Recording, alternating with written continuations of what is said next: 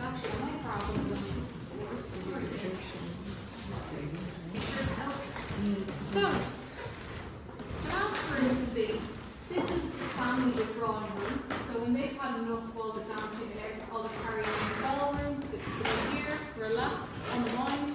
And that's why we've got such an incredible ceiling up here in their family sitting room, if you will. Beautiful Rococo plasterwork ceiling, incredibly restored, and finest example of Rococo ceilings we have really in the castle.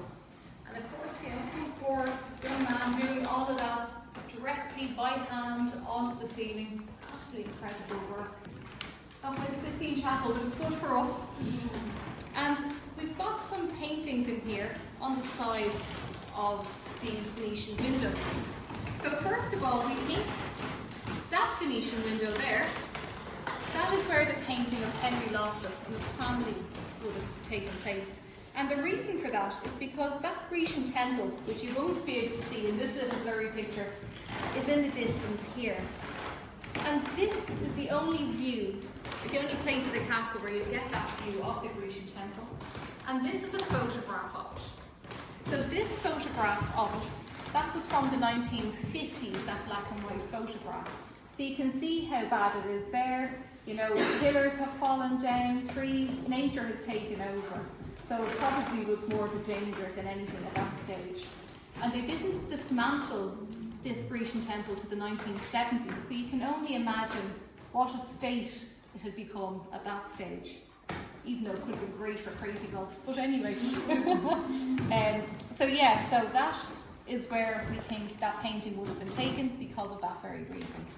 And then we've got these lovely paintings, watercolours done by George Holmes on either side of this Venetian window.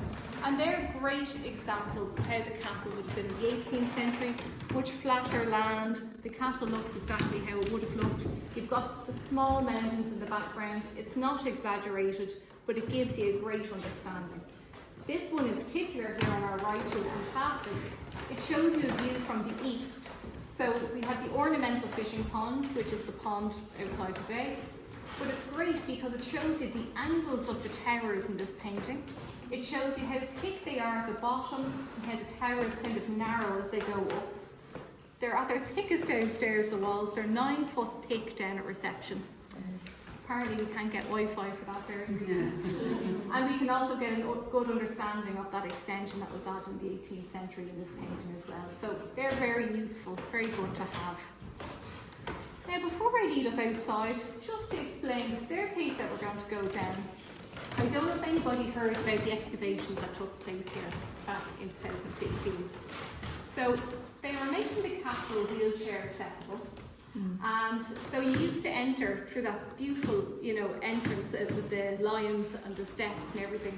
But they were putting in that small door there so they could put in a ramp and steps, and that became the entrance. So they had to put a lift in somewhere. And that staircase we came up, there was no Jesuit staircase there, and there was originally a servant staircase before the Jesuit staircase. So it was the perfect place for it to go in. So the archaeologists were in, and they ended up uncovering another floor underneath the floor, and in between those two floors they found a wash pit, and in that wash pit they ended up finding 17,500 artefacts at the base of that tower down there. So now 4,000 of those are hairpins. I'll just get that out there. There was hundreds of clay pipes, but there was lots of food remains found. Lots of, I think some of the earliest marrow seeds and cucumber seeds were found. There was lots of, bone remains. There's lots of, it tells us so much about our diet. But there's lots of luxurious items that were found in that excavation. They found emeralds from Colombia, porcelain from China, the silk shoes found. There was even one of the world's oldest surviving pencils. Faber-Castell pencils you would have had, it's an old Faber pencil from Germany from the 1600s. And it looks like a bullet because it's been used right down to the end. So thousands of artefacts were found from nearly every continent in the world bar Australia. So it really highlights and shows us the life the Loftus family are living back at that time. And the room we started off in, that was restored so that we can show off some of those artefacts. So at the moment, the National Museum, they've gone through the documentation process and they've recorded everything.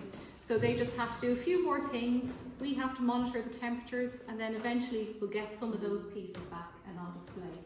But if you want to read a bit more about the excavations, there's information downstairs. But have a look as we go downstairs. You'll see some of the stone wall that they've left exposed. You'll see gun loop and the board as well. But I'll show you